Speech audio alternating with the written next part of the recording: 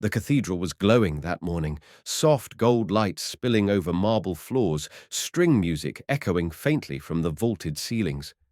The crowd rose as the bride walked in, veiled and radiant, a sapphire glinting on her left hand. No one noticed the woman at the back. Not at first. Tattered coat, mud-caked boots, hair like a cloud of ash. She didn't belong, but when the priest asked if anyone objected, she stepped forward. Her voice was steady. "Just 5 words that ring belongs to me." Gasps shattered the air. The groom turned his face drained of color. The bride stiffened, hand instinctively curling over the ring. Murmurs erupted like a rising storm. But the woman didn't flinch. She unfolded a brittle piece of sketch paper, faded but unmistakable. Her signature, the date, and the exact design on Juliana Dane's hand. The next moment, the groom collapsed, right there before the altar. But what happened after that will break every expectation you have. Leona had always believed in the poetry of small things, the curve of a petal, the way gold caught candlelight, and most of all the weight of a promise forged in stone. She was only 20 when she met Callan, and already shaping whispers into metal. A jewelry apprentice at the edge of the city, her hands were always nicked from fine files, her fingers stained faintly blue from silver polish. But she loved her work. The old man who owned the shop called her a listener of metals. Cullen arrived with noise, a law student from a wealthy family full of confident words and unshakable dreams. He wore cologne and tailored jackets. He wasn't supposed to notice girls like her, but he did. Their worlds clashed like oil and water until they didn't. She showed him how to carve initials into copper. He showed her how to read between court lines. She made him a keychain. He wrote her a poem. They kissed on subway platforms, and slowly the line between their lives blurred. "I'll marry you the moment I pass the bar," he whispered once, forehead resting against hers. "I don't care what my father says," and she believed him. So she waited. She worked longer shifts, skipped meals, took night jobs polishing estate pieces. When Callan's tuition fees rose, she dipped into her inheritance. "It's ours now," she'd said, brushing away his protests. But her most precious gift wasn't money. It was the ring, a deep blue sapphire she'd been saving since she was 17, raw, uncut at first. She studied its faults, mapped its inclusions. Then over months she shaped it, set it in a silver halo of 12 tiny diamonds, each one carved from her overtime hours. She would propose with it the day he passed, a private tradition she read about in some forgotten European book. Women proposing, women crafting, women choosing. It felt like her. But the week Callan passed the bar, something changed. He forgot to call, then forgot their dinner. And when he finally showed up to her place 2 hours late, he smelled like expensive whiskey and someone else's perfume. "Sorry, Leo," he mumbled, eyes on his phone. Celebration got a little out of hand. That night he left her bed before dawn, said he had brunch with a judge's son. Still, she waited. The ring sat in a velvet box near the windowsill, catching sun. Until a week later in the stairwell outside his office she heard it. She'd brought him lunch. He was laughing with 2 colleagues. She wasn't supposed to be there yet. "I mean, come on," one of the men said. "You lived with her, that artsy orphan girl." "Hey, we all have our practice phase." Callan chuckled. She served her purpose. Her lungs stopped moving. They laughed. She didn't move. Then she turned, left the food on the stairs, walked down slowly, methodically, and vanished into the streets without a single word. She didn't go home. She didn't call anyone. She just walked. Days blurred, nights folded, rent went unpaid. Her job slipped through her fingers. The old jewelry shop closed, her belongings scattered across pawn shops and shelters, the velvet box left behind, but her memory of the ring never dulled. She thought about it most at night, curled beneath threadbare blankets in church basements. That tiny halo, that blue fire, that promise turned ghost. Once in the dead of winter, she dreamed she swallowed the ring, and it burned her throat from the inside out. She didn't blame him. Not really. She blamed herself for believing. Still, she survived. She learned how to fix watches at a soup kitchen repair stand. People gave her old clocks, busted heirlooms, battery-powered prayer timers. Her fingers remembered their skill. The smell of oil and brass filled her again. It wasn't jewelry, but it was work. And work made time pass. She rarely spoke. She had no last name people remembered, no address, just the soft click of gears beneath her fingertips. Until one spring afternoon, beneath a park bench where she'd taken shelter from the rain, she found a torn fashion magazine someone had tossed aside. Its pages fluttered in the breeze like dying birds. She flipped through it absent-mindedly, and then she froze. There, smiling on page 38, Callan, arm around a young woman in a couture bridal gown. The caption read, Juliana Dane and Callan M. Whitford, a union of law, legacy, and love. But what held her breath hostage wasn't the smile. It was the ring.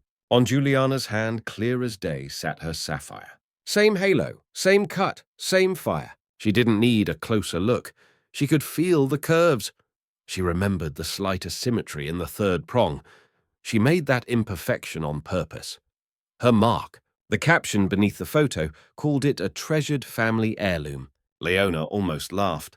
Then for the first time in years, she felt something new. Not rage, not revenge. Something sharper, colder, clarity. She folded the page, slipped it into her jacket. That night she unrolled the oilcloth she kept at the bottom of her satchel. Inside, wrapped in layers of lint and cotton, her old sketchbook. The paper was warped from moisture. The pencil had faded. But the date was there. The signature was there. And most of all, the original design. Every detail of that ring. She stared at it for hours. Then she slept with it under her cheek like a child with a favorite toy. The wedding was a week away. She circled the date. She didn't have a plan. Not yet. But she would go. Not for him. Not for her, but for the truth that lived in that sapphire. The truth no one else could speak but her. The cathedral loomed like a fortress on the hill, glass spires carved saints, and a courtyard that smelled faintly of lavender and polished brass. Leona stood across the street the morning before the wedding, her fingers clenched around the folded magazine page. From this distance, the building looked unreal. A film set, a lie made solid. She wasn't sure what she expected. Maybe a voice to stop her. Maybe her own fear to grow loud enough to drown her. But none of that came. She simply waited. She spent that night at a shelter by the canal, sharing a room with 7 others and a flickering ceiling fan. While the others slept, she unwrapped her sketch again. She brushed lint from the edges and pressed the corners flat. This was all she had: pencil lines, a date, her name. The next morning she woke early and walked the 12 blocks barefoot to save her only shoes from the rain. She stopped once at a corner cafe to wash her hands in the restroom and comb her hair with her fingers. She wiped her jacket with a wet napkin. Then she walked. At the cathedral gates, no one stopped her. She slipped through the crowd like mist. Most people didn't even glance. Their eyes were full of silk dresses, champagne chatter, and social ladders. She was invisible, exactly how she needed to be. Inside, the hush of stained glass and marble swallowed her. She sat in the very last pew, alone. The music began. She watched Callan walk in chest high, smile-fixed hands smoothing his lapel. He hadn't changed. He had simply grown into the man he always wanted to be. She couldn't decide if that made her sad or free. The bride followed minutes later. Juliana Dane, graceful, regal, hair swept up like a painting, and on her finger, the ring. From this distance it gleamed like a lie under holy light. The priest raised his hands. The ceremony began. Leona breathed once, then again, and then she stood. The priest had just reached the question if anyone knows a reason. Her voice didn't waver. That ring belongs to me. The sound was small, but in that silence it rang like thunder. Heads turned, gasps like dominoes. Colin blinked. Juliana froze mid-smile. What? Callan stammered. Who? Leona stepped forward. Her jacket was worn, her boots cracked, but her spine was straight and her hand did not tremble. I made that ring, she said. I can prove it. The crowd shifted restless. The priest looked to the groom. Sir, he asked, uncertain. Colin was pale. I don't know what she's talking about. Juliana turned to him slowly. Leona unfolded the paper, held it out. This is the original design, dated, signed, mine. She said nothing else. Silence stretched. A woman in the third pew leaned to whisper. A man in the second row took a picture. Somewhere near the choir, someone began recording. Juliana stepped down from the altar, took the paper, read it. Her lips moved soundlessly as her eyes scanned the sketch. And then something subtle, almost imperceptible, broke in her expression. She turned to Callan. "Is this true?" she asked, voice calm. He opened his mouth, closed it. Then his knees buckled. Right there in front of God and everyone, he collapsed. Juliana didn't move to help him. The priest looked utterly lost. Someone shouted for water. Someone else called an ambulance. Leona didn't flinch. She simply turned, walked back down the aisle between stunned faces, blinking cameras and half whispers that had begun mutating into something bigger, a story. Outside, the spring breeze was soft. She didn't look back. Later that evening, the video went viral. Woman crashes elite wedding claims bride's ring was stolen. Groom collapses. Headlines sprawled like wildfire. The sketch, the speech, the name. Her name, Leona Mireille, jewelry apprentice, homeless woman. Sympathy followed like a tide no one could stop.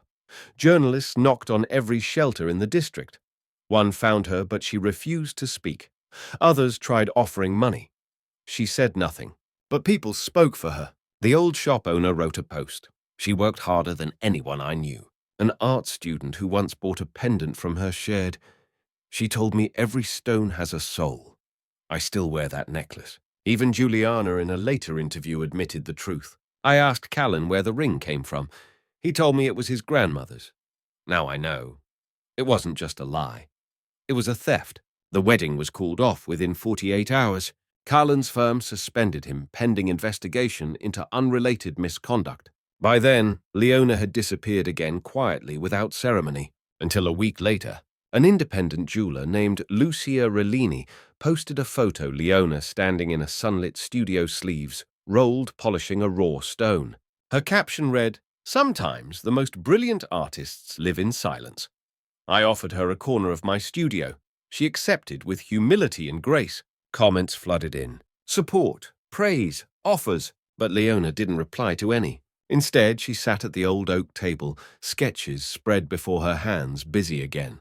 In her private room above the studio, she kept the old drawing framed, not to remember him, but to remember herself, the girl who once believed in a ring, and the woman who reclaimed it. The studio had a skylight that bathed the workbench in soft angled light each morning. Dust danced in the beams. Tools hung on hooks along the wall, clean, organized, familiar. Leona didn't speak much in the first days. She simply worked. Lucia, the jeweler, who had offered her the space, gave her room to breathe. "She doesn't need saving," Lucia told a nosy reporter who lingered outside one afternoon. "She just needs tools, tea, and silence. The rest is hers to decide." And Leona did. She took in commissions quietly, never asked for deposits, never bragged. Her first piece was a garnet brooch for an old woman who wanted her late husband's cufflinks melted into something new. Then came a pair of silver wedding bands, plain, elegant, with tiny fern etchings along the inside edges. People came not because she was famous, but because something about her work felt honest, as if the metal remembered being broken. Leona didn't care for the fame, but the stability, it gave her breath again. She slept in a narrow loft above the studio. One window, a little cot, a kettle. It was enough. Every evening she made tea and watched the sunset stain the walls gold. And every night she worked. Yet sometimes the past still rose like fog. Flashbacks came in quiet waves. She'd be polishing a clasp and suddenly recall the night Callan first brought her to his dorm. The way he offered his coat even though it was summer.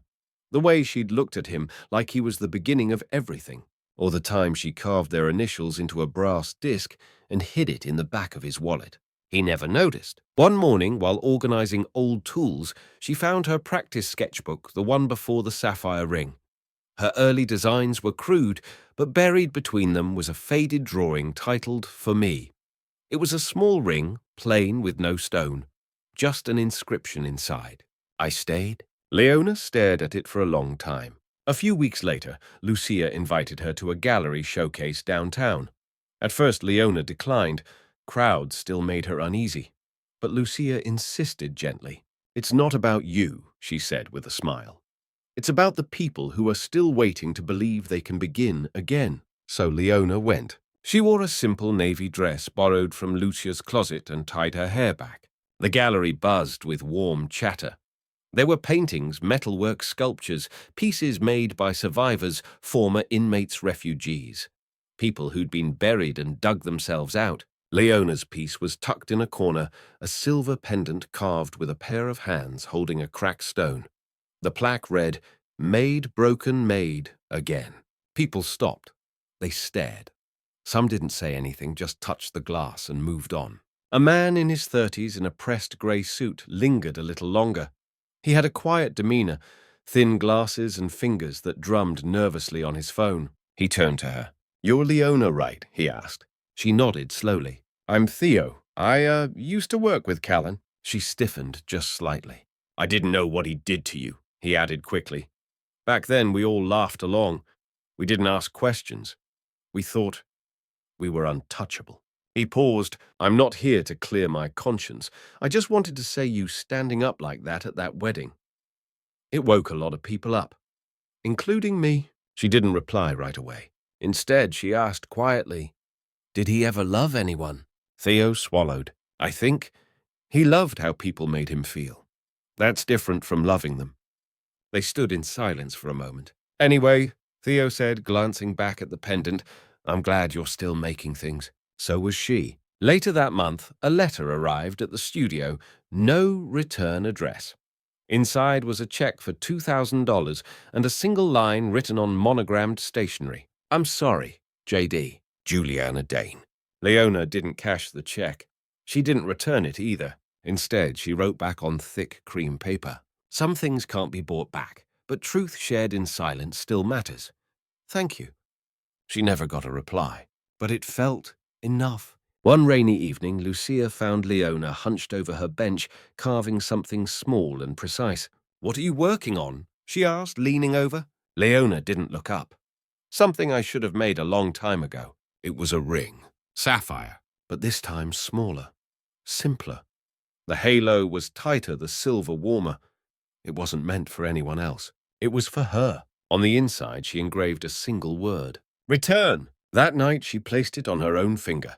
No ceremony, no applause, just a quiet moment in the lamplight. She didn't cry. She just breathed, and for the first time in years, it felt like belonging.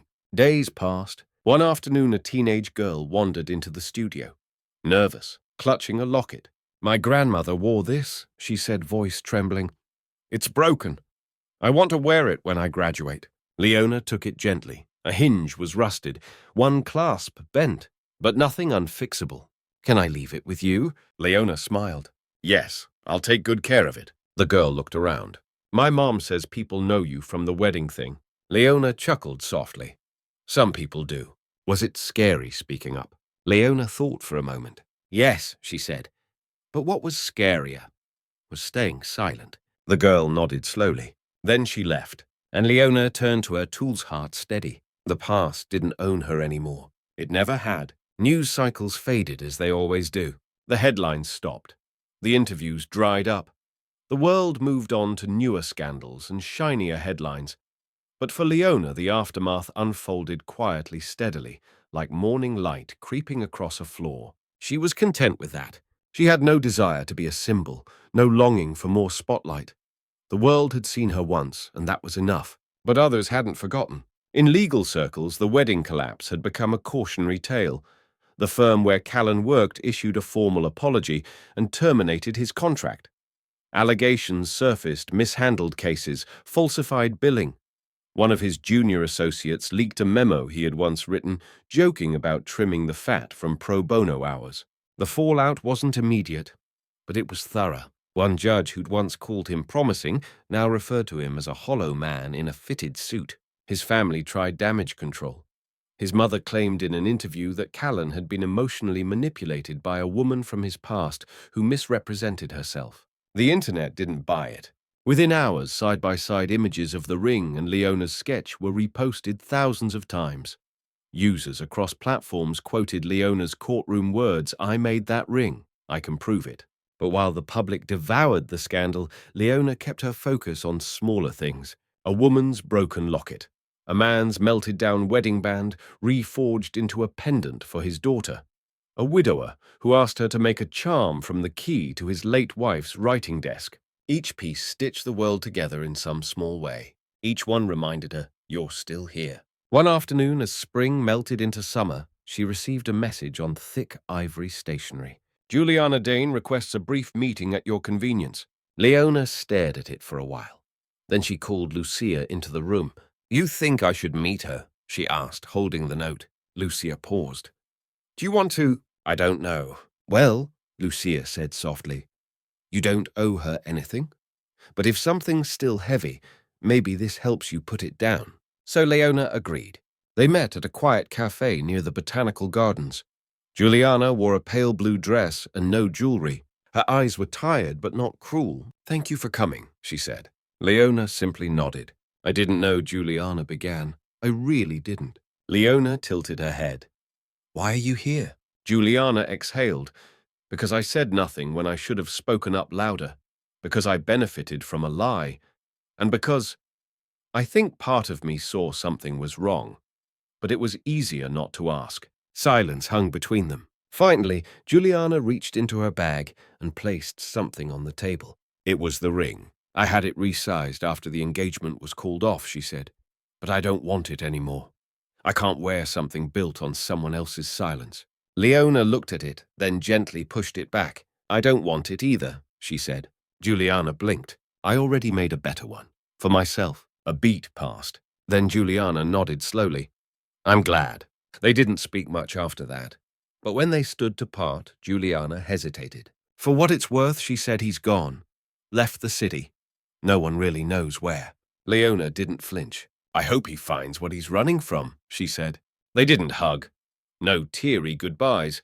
Just a nod, a small smile, and parting footsteps. It was enough. The next day, Leona gave the ring Juliana returned to Lucia. They decided together to melt it down, start over. The final product, a simple pair of earrings. They sold them at an auction benefiting domestic abuse survivors. The buyer didn't even know the rings passed, only that the earrings had a deep fire and quiet strength. Leona smiled at that. Weeks turned to months. Theo, the former colleague of Callan, who had met her at the gallery, stopped by now and then. At first with small repairs, then with coffee. Eventually just to sit in silence. He never asked for anything, never pried. Sometimes they talked about books. Sometimes they sat on the studio steps and watched people pass. One day he brought her a tiny broken mechanical bird, something from a childhood box he'd found cleaning out his parents' attic. "I don't know why I kept it," he said, "but it doesn't chirp anymore." Leona took it apart piece by piece. "Wires are fine," she said, "just needs a new coil spring." Theo watched her work. "It's strange," he said softly, "how something so small can carry a whole memory." She didn't reply right away. Then quietly she said, "That's why I became a maker. Not to create beauty, but to give memory a home." They didn't label what was building between them. They didn't need to. Some stories don't require declarations to be real. The last time Leona visited the cathedral, it was raining. Not a storm, just a gentle, steady hush. The kind that makes everything feel slow and sacred. She didn't go inside. She stood at the gate and looked at the steps where she had once walked in, wearing tattered boots and a folded piece of paper. She closed her eyes, breathed in the smell of stone-wet grass and lilies, and then she smiled. Not because she had won, but because she had survived. Because she had found a way to make something again with her hands, her heart, and no one else's name on it. The late summer heat softened everything, light through the windows, the edges of shadows, even the sharp clang of Lucia's hammer from the next room. In the studio's corner, Leona sat with her hands wrapped around a mug of cool tea, staring at the sketch she'd just finished. It wasn't for a client. It was a design for a ring. Not the one she had already made for herself, but another. This one was different, wider, smoother, without a gemstone. It was meant to be passed down. She didn't know yet to whom, but something in her wanted to leave behind more than memory. A seed, a symbol. She added a final touch, a subtle engraving around the band. "You were always enough." She set the pencil down. Behind her, footsteps approached. "New project?" Theo asked. She glanced over her shoulder, then offered the sketch. "Maybe. Just an idea." He studied it, then smiled. "It's simple. Strong. She nodded. That's the goal. He hesitated, then sat beside her on the bench. I've been offered a position, he said after a long pause. A clinic that helps low-income clients. Nothing fancy, but it feels like something that matters. She turned to face him fully. Are you going to take it? I don't know, he admitted. Part of me worries I'm running from the mess I was part of.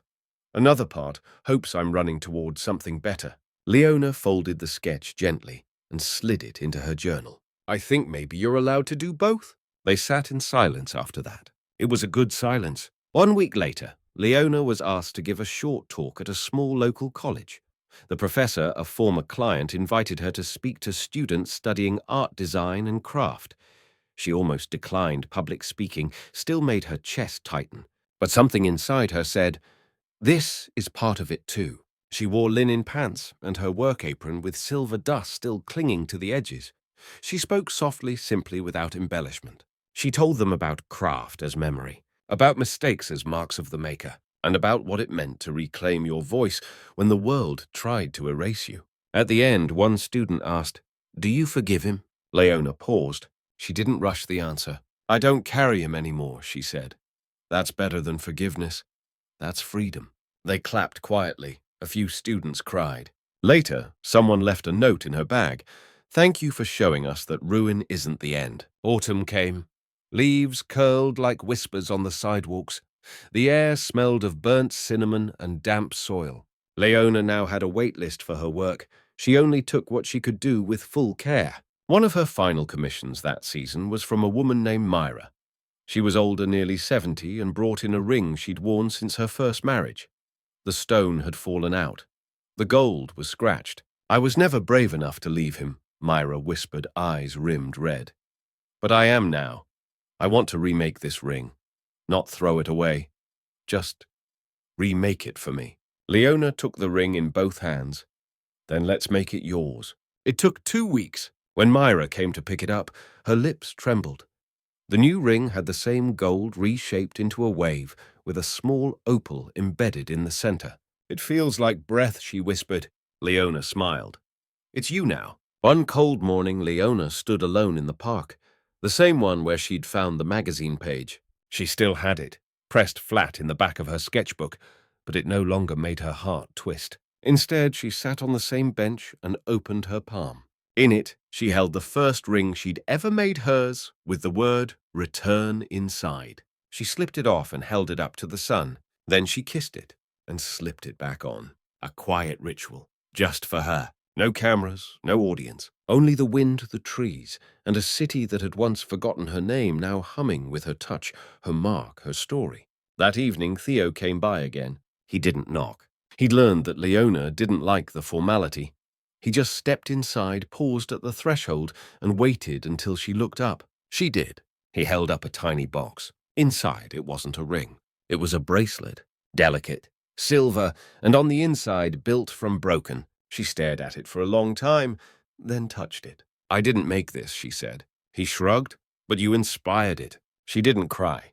She just smiled, and for the first time, took his hand. Months later in her studio, Leona placed a small brass plate on the door. It read, Mirai Atelier. Underneath, jewelry and timepieces made to remember. People would come with stories in their pockets. Photos, ashes, pieces of lost things. And Leona would listen. Then make something beautiful, not in spite of the breaking, but because of it. Some stories aren't about revenge or even justice. They're about reclaiming something you lost, even if it was never yours to begin with. Leona didn't seek to ruin Callan. She simply chose herself. And in doing so, she reminded all of us sometimes the truest power is quiet, soft, unshakable. Have you ever walked away from something broken only to rebuild stronger than before? Let us know in the comments below. We'd love to hear your story. If this one moved you, please like, subscribe, and turn on notifications for more. Thanks for staying till the end. See you in the next one.